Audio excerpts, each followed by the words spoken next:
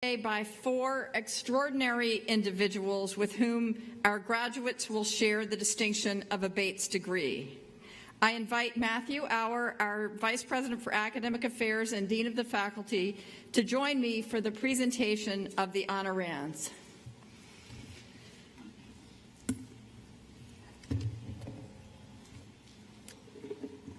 It is now my privilege to confer honorary degrees for the 150th commencement of Bates College. He's going to talk first.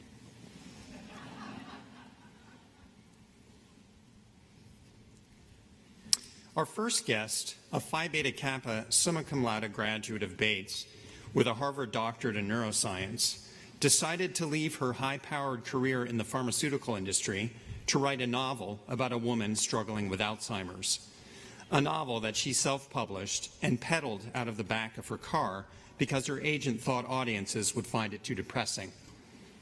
So begins the fantastic journey of our amazing alumna. She turned her back on all that had made her a confident, empowered, financially stable success and leapt into the unknown. What was the catalyst for her leaving her prestigious lab to sit in a Starbucks and write a novel? Her beloved grandmother had developed Alzheimer's late in life, sparking a quest to understand that terrifying disease from the inside out.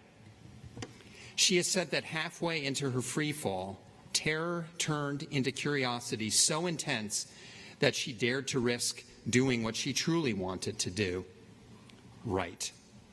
Her debut novel, Still Alice, was rejected by more than 100 agents and publishers until Simon & Schuster came to their senses. A New York Times bestseller for over a year, it became an Oscar-winning film. Her three subsequent novels, also about brain disorders, have all been bestsellers.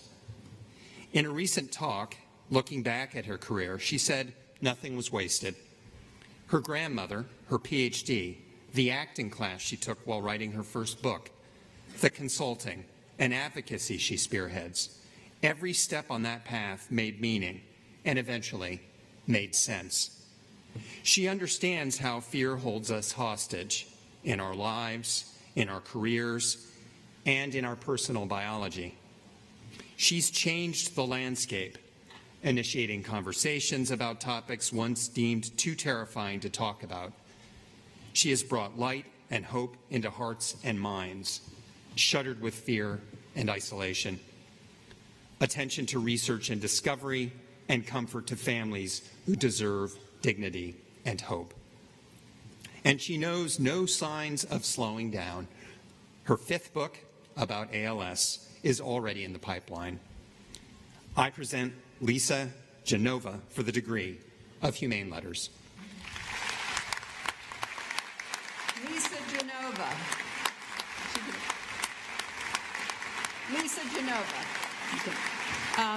Your alma mater has delighted in your successes and found inspiration in your deeply personal and purposeful work. Trained to understand brain disorders as biology, you changed direction and set out to explore them from the geography of the heart. Countering fear with empathy, you bring all you are to all you do. You are a riveting storyteller, a mighty advocate, and a brilliant model for our students. Therefore, by the authority vested in me, I confer on you the degree of Doctor of Humane Letters with all the rights, privileges, and responsibilities thereunto appertaining.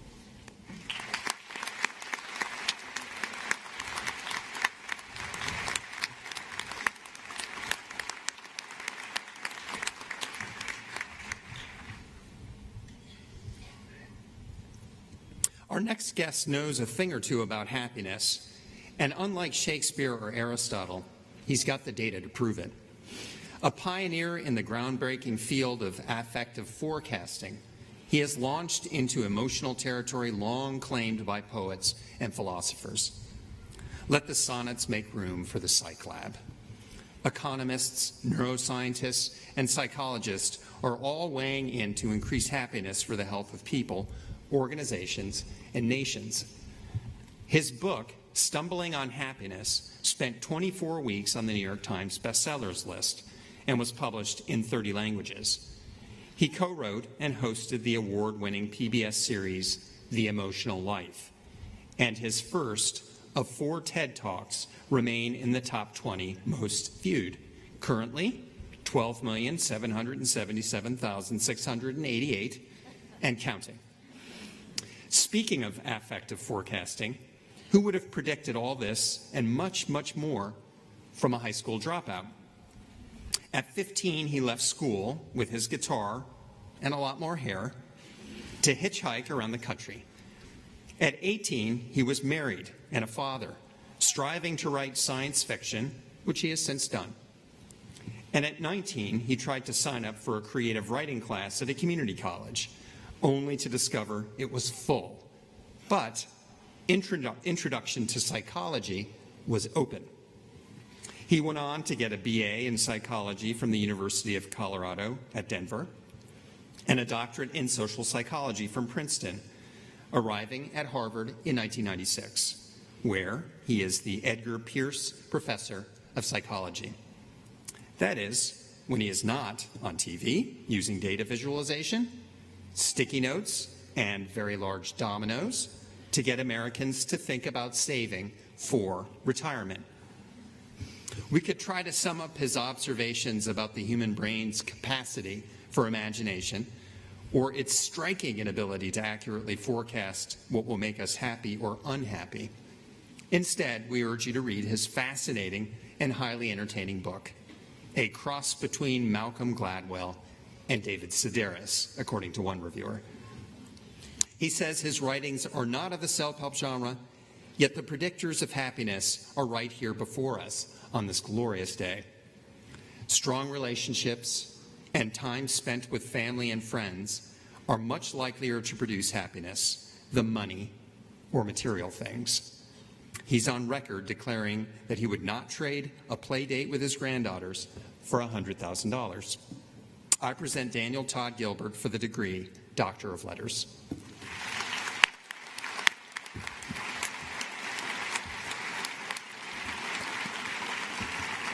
Following a peripatetic path, you have probed the intricacies of the brain with scientific rigor and brought them to life with wit and anecdotal brilliance.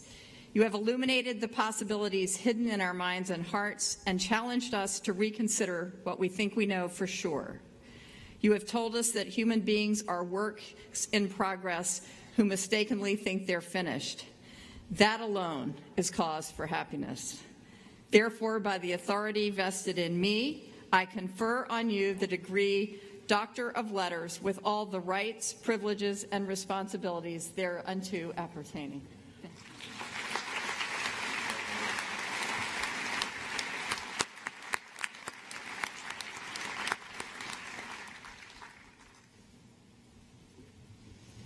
As a Bates student majoring in economics, our next guest broadcasts his interested business in a novel way. He and other leaders of the campus radio station sold stock in the station for 50 cents per share. Our guest went on to earn a business degree at Tuck and a doctorate from Penn State, and from that start, built a legacy benefiting hundreds of thousands. He is a titan of business and master of community development who chose an unconventional arena in which to do his work, public higher education. In high school, the Jesuits told him that, quote, a disciplined man with a disciplined mind is a powerful force, a message our guest took to heart as he moved into positions of greater and greater leadership in the academy, transforming public universities in Texas and Alabama into better and stronger institutions. By 1985, he was dean of the University of Texas Business School, where, true to his Bates roots, he was praised for looking beyond grades, scores, and numbers when admitting students. Later, when he trekked to Tuscaloosa to lead the University of Alabama, he saw untapped potential. He moved quickly to establish the school's honors college, improve university facilities, and raise faculty salaries, proving to all that his thoughtful demeanor was matched by a sense of urgency. At the same time, he stepped up efforts to recruit students and enhance financial aid. He leveraged the reputation of Bama football to spread the word that the university, with its newfound academic rigor and progressive curriculum, was worth a good look from the country's best and brightest students. The word got out, and enrollment jumped 55%. 4 years ago, he took on the greatest challenge of his career, serving as chancellor of the Alabama system, where he oversees a network of 63,000 students, 35,000 employees, and a budget of more than $5.4 billion. Loyal to alma mater, he delights in offering Southern hospitality to Bobcat friends in the President's Box at Bryant-Denny Stadium, where our native garnet almost passes for Alabama Crimson. I present Robert E. Witt for the degree of Doctor of Humane Letters.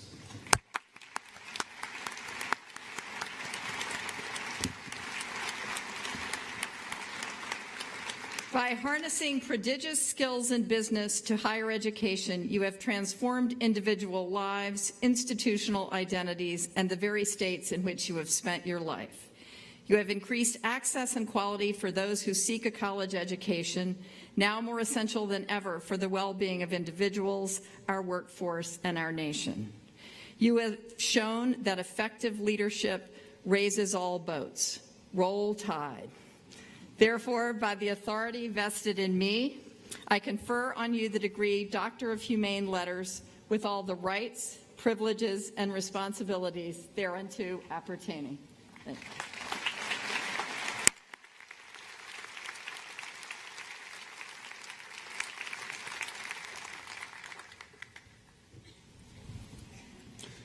Our final guest, the son of Alabama sharecroppers, received a Bible at the age of 4 and preached to his first flock in the henhouse of his family's farm. At 11, he traveled to New York with his uncle Otis and witnessed blacks and whites living side by side, later writing, "After that trip, home never felt the same, and neither did I." As a college student, he committed himself to the doctrine of nonviolent protest and organized sit-ins at segregated lunch counters in Tennessee. He joined the Freedom Riders and, time and again, was brutally beaten, arrested, and incarcerated, but never broken. He chaired the Student Nonviolent Coordinating Committee, organizing thousands of student activists, and then, at the age of 23, he stood beside Martin Luther King Jr. at the March on Washington and implored America to wake up to the gross injustices of segregation.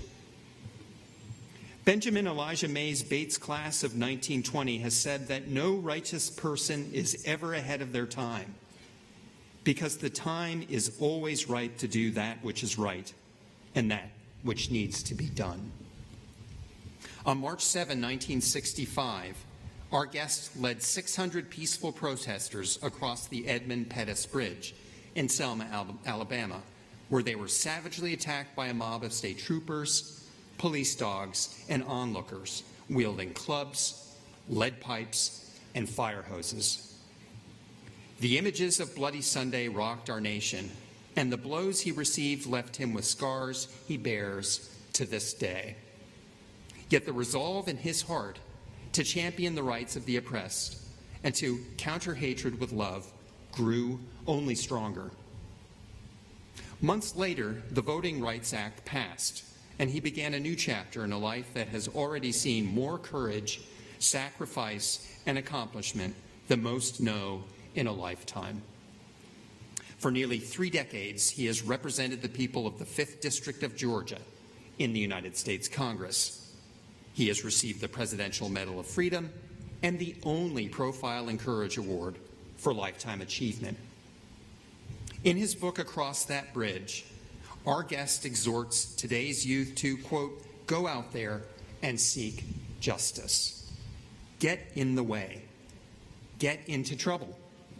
Good trouble. Necessary trouble. And never, ever turn back. Never, ever give up. I present John R. Lewis for the degree Doctor of Humane Letters.